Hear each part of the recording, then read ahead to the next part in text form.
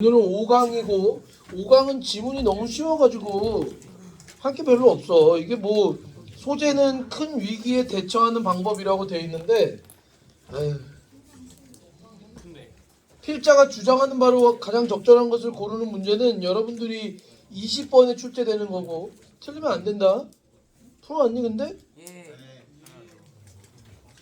틀리면 안 된다. 여기는 선지가 우리말로 써 있는 거를 틀리면 안 돼. 지금 1반은 그래도 3은 다 나오는 거 아닌가? 그죠. 2를 받느냐 1을 받느냐 3 받느냐 거기서 이제 갈리는 것 같은데 2반에는 지금 3이 아주 안정적이라고 얘기하지 못하는 친구들이 일부 있는 거잖아. 틀리면 안 되는 거니까. 계속 얘기하지만 여러분들이 자기 난이도에 상관없이 상관이 전혀 없진 않아 솔직히. 근데 어쨌든 난이도가 혹시 올해도 미쳐서 어렵다고 해도 자기가 등급을 방어하려면 쉬운 문제를 확실하게 맞춰야 돼. 된가? 쉬운 문제를 확실하게 맞춰야 돼. 이 문제는 쉬운 문제에 속하기 때문에 된 거지. 그래서 자기 등급 잘 관리를 해야 되는 거야. 근데 네 수험생이야? 네 수험생이야? 그렇지? 원래도 수험생이었고. 자, 지문을 한번 읽어보자. Many crises today, such as the Great Recession. Great Recession은 일단 Recession이라는 단어 자체는 알아두는 게 좋은데 후퇴, 침체 이런 뜻이 그 해설지상에는 저 대문자로 쓰여 있다는 거는 역사적인 의미가 담겨 있는 거란 뜻이잖아. 그런 것 같아. 그 2007년에서 2009년 사이에 있었던 대침체라고 번역하더라고. 해설지에 있어. 해설지에 있으니까 참고하시고. 뭐라고 돼 있더라? 해설지가 여기 있지.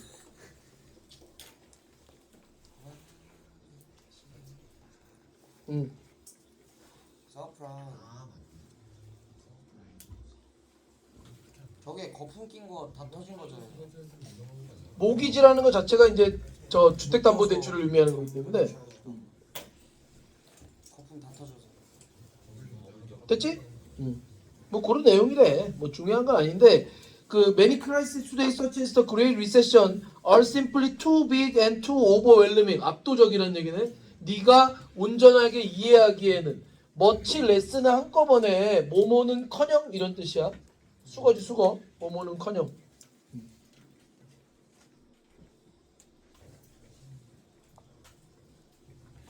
그치? 통제는커녕 comprehend라는 단어는 좀 어려운 단어가 맞아. 이해하다라는 뜻이. 이해하다.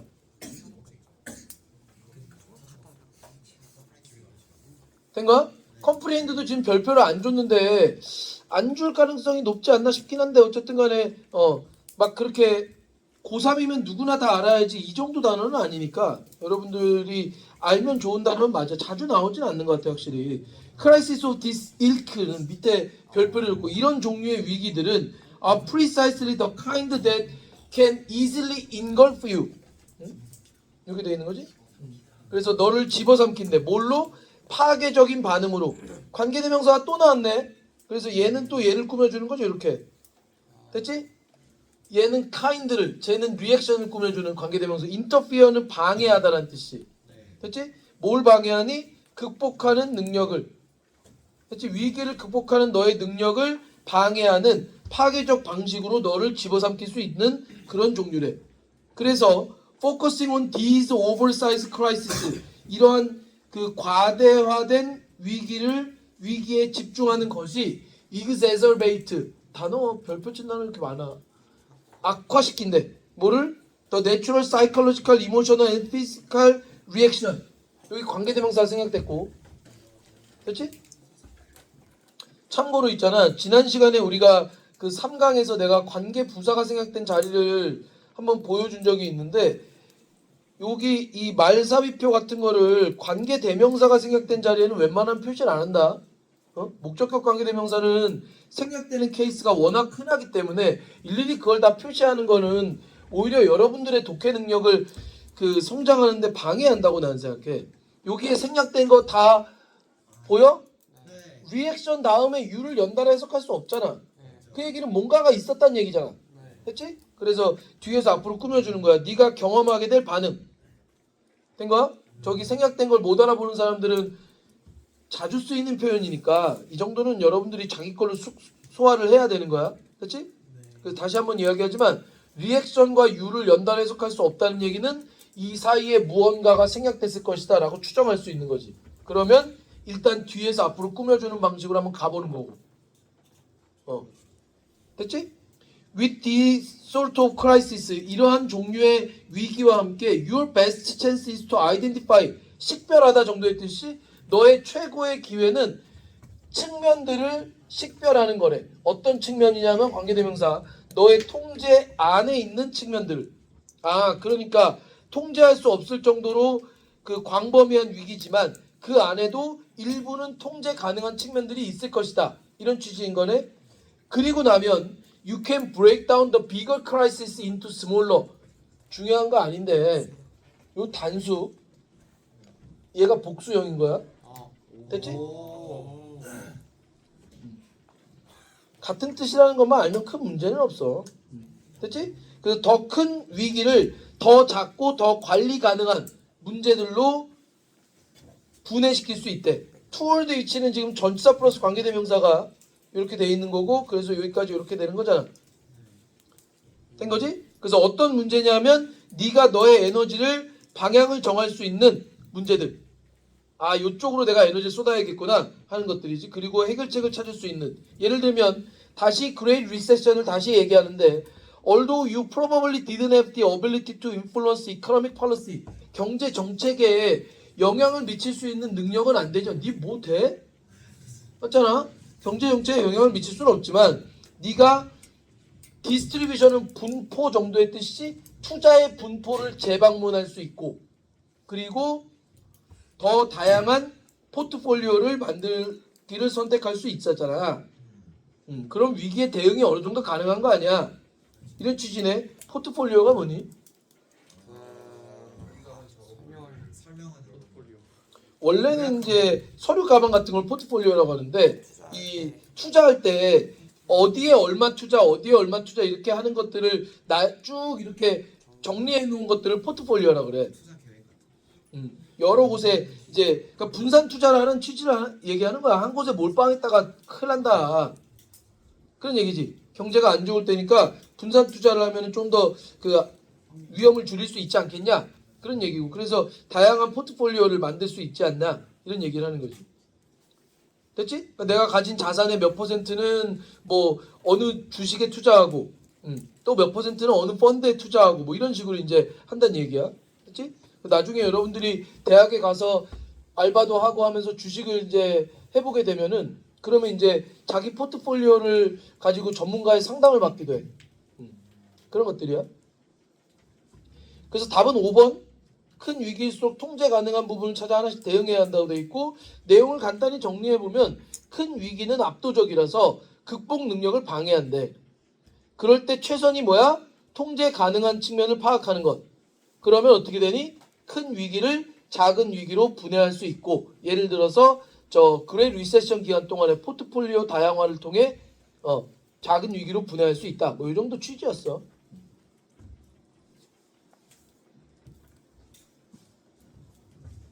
된 거지? 내용이 어렵지 않아 가지고.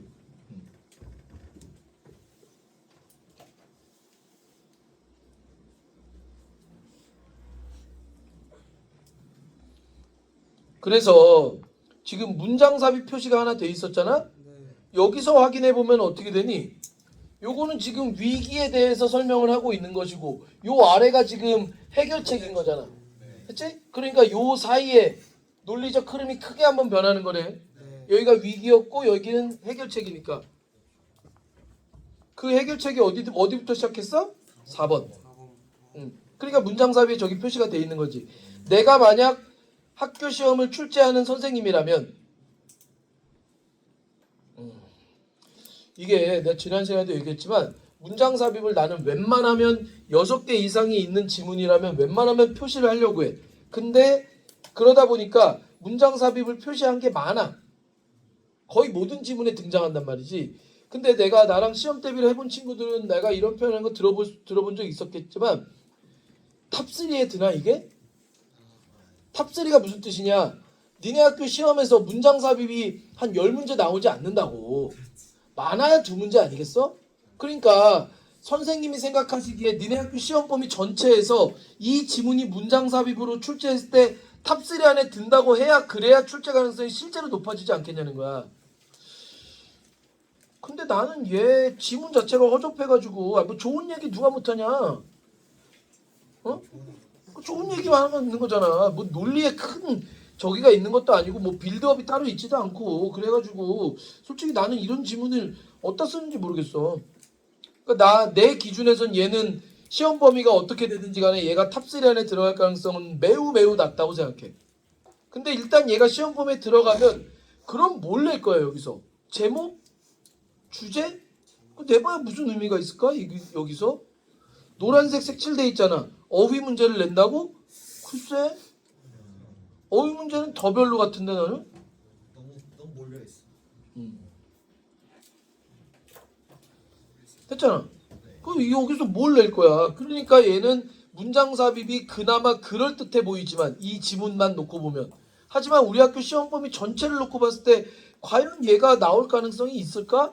아 나는 매우 희박하다고 생각해. 그리고 이게 내가 미리 밑밥 가는 걸 수도 있는데 문장 삽입을 내가 표시한 곳에서 여기서 나왔다 치자 이거야. 이 지문에서 문장 삽입이 나왔다 치자 이거야. 내가 표시한 문장에서 나올 확률이 얼마나 될까? 글쎄 잘 모르겠는데 7분의 1은 너무한 거 아니냐? 어? 근데 내가 하고 싶은 얘기가 뭐냐 하면 만약에 이 지문에서 문장 삽입이 나왔는데 4번이 아니라 5번이 나왔으면 그럼 어떻게 하면 되니? 그 영영쌤 못 맞췄네 저거. 아 그래 욕하면 되잖아. 내가 못 맞히는 건 아무런 문제가 없어요. 니네가 못 맞히는 게 문제인 거잖아. 아니야? 나는 적중을 못해도 돼. 그냥 개망신 한번 당하면 개망신이야 뭐 내가 신도 아니고 점쟁이도 아니고 틀릴 수도 있는 거지. 근데 내가 하고 싶은 얘기는 5번이 나왔다는 얘기는 무슨 뜻이냐? 4번과 마찬가지인 거야. 왜냐하면 5번 문장은 어디에 위치해야 되니?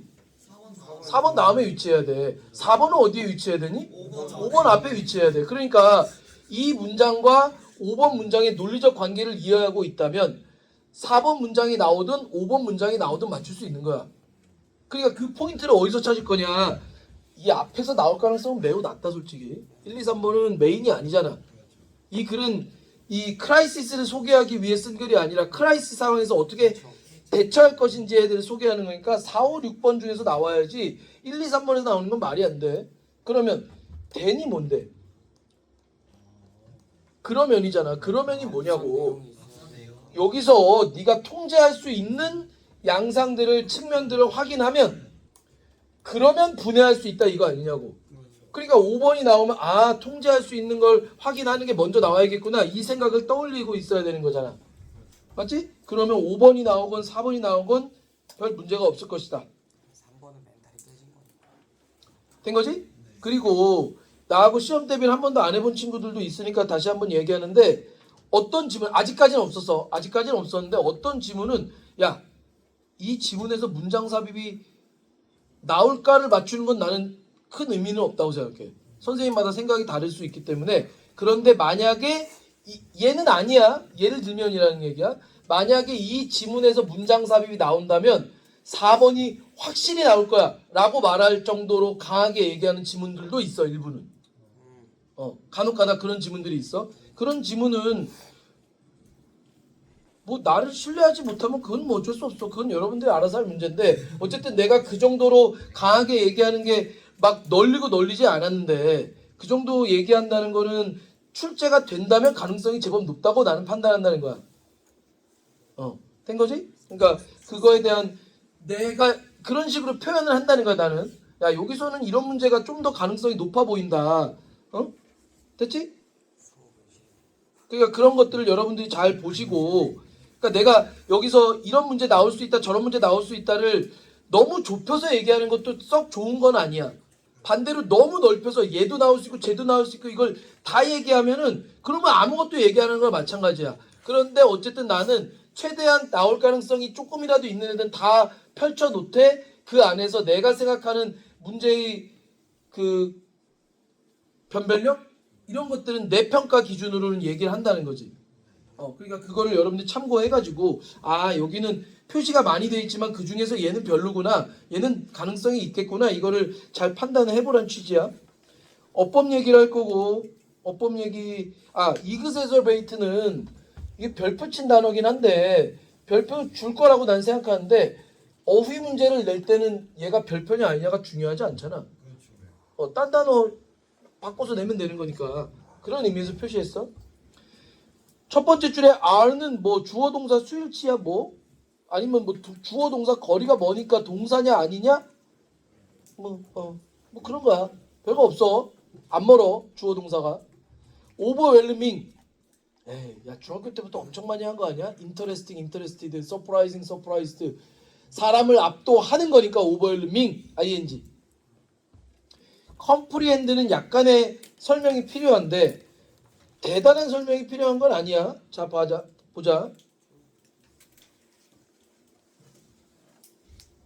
응?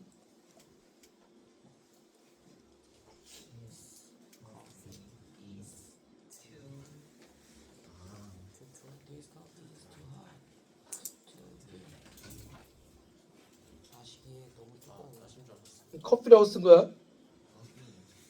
디센 커피.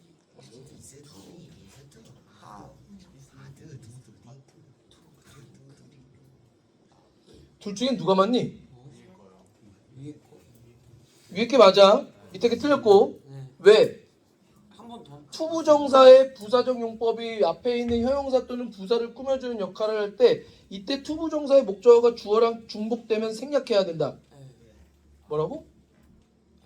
그렇게 하는 거 아니야. 응? 아, 어법을 규칙으로 접근하는 거는 가장 마지막 순간이야. 여러분이 규칙으로 정리하지 않아도 맞출 수 있는 문제들은 따로 규칙으로 안 외우는 게 효과적인 거잖아.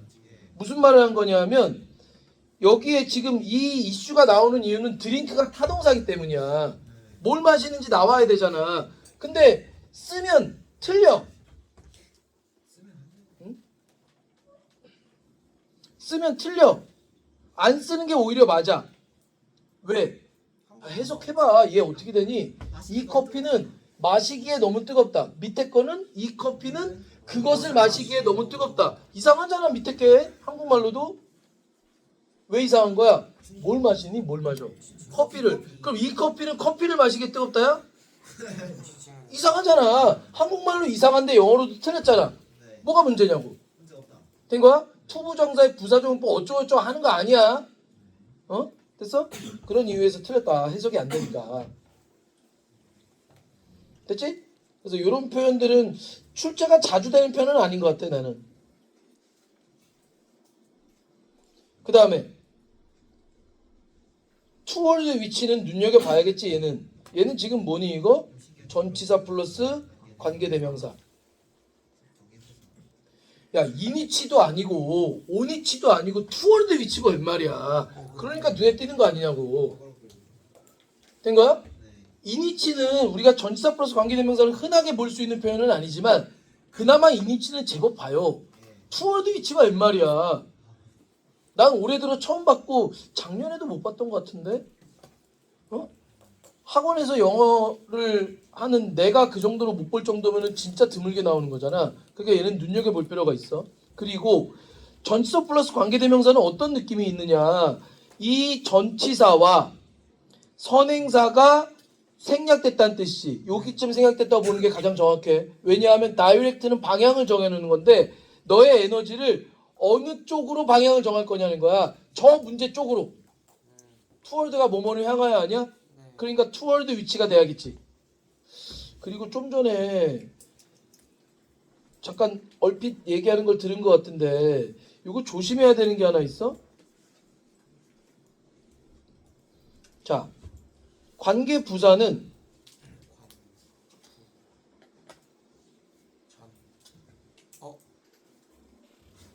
이렇게 설명을 하시는 분들도 있을 수 있는데 사실은 이거를 기호를 단순화하다가 보는 나오는 실수라고 난 생각해. 찬영 정신 차리고 기호를 단순화하려다가 나오는 실수라고 생각하는데 정확히 말하면 이렇게 표현하면 안 되고 이렇게 표현하는 게 맞아. 무슨 뜻이야? 관계부사는 전치사 플러스 관계대명사로 이론적으로 바꿀 수 있어 다. 하지만 모든 전치사 플러스 관계대명사를 관계부사로 바꿀 수 있는 건 아니야. 된 거야? 모든 관계부사는 전치사 플러스 관계대명사로 이론적으로 바꿀 수 있어. 약간 어색해 보이긴 하는데 바꿀 수 있어. 하지만 모든 전치사 플러스 관계대명사를 이쪽 방향으로는 성립이 안 되는 경우도 있다라는 거야. 그래서 얘가 성립이 되냐 안 되냐? 안 돼. 얘가 안 돼. 투월드 위치는 관계부사로 바꿀 수가 없어. 된 거야? 그러니까 등호로 처리하면 안 된다는 얘기는 그런 뜻이야. 아마 일부 선생님들 중에 모르겠어. 학교에서 그런 분이 계실지 모르겠는데 이렇게 관계부사와 전치사 플러스 관계대명사를 등호로 처리하시는 분은 이게 필기를 하다 보니까 순간적으로 나오는 습관 때문에 그렇게 하신 것이지 이거를 완전히 두 개를 서로 1대1 대응처럼 바꿀 수 있다는 취지로 말씀하시는 건 아니란 말이야. 그러니까 이거를 착각하면 안 돼. 선생님의 표현상의 실수를 가지고 여러분들 잘못 알고 있으면 안 되는 거야. 얘는 바꿀 수 없어. 된 거야? 된 거야? 왜 바꿀 수 없냐고 물어본다면 관계부사는 투월드의 의미를 살릴 수 있는 관계부사가 존재하지 않아. 맞아? 관계부사 우리가 알고 있는 where는 찬영 where는 어떤 행동이 발생하는 장소적 개념을 투월드는 방향이잖아. 장소가 아니고 야, 요 안에서 이런 행동이 일어나고 있는 거야 개념인 거지 투월드라는 쪽의 의미의 관계부사가 존재하지 않는단 말이야. when이나 why는 더 말할 것도 없고 맞잖아. 그러니까 여기는 관계부사로 바꾸는 건 적합하지 않아. 일단 1번을 마치고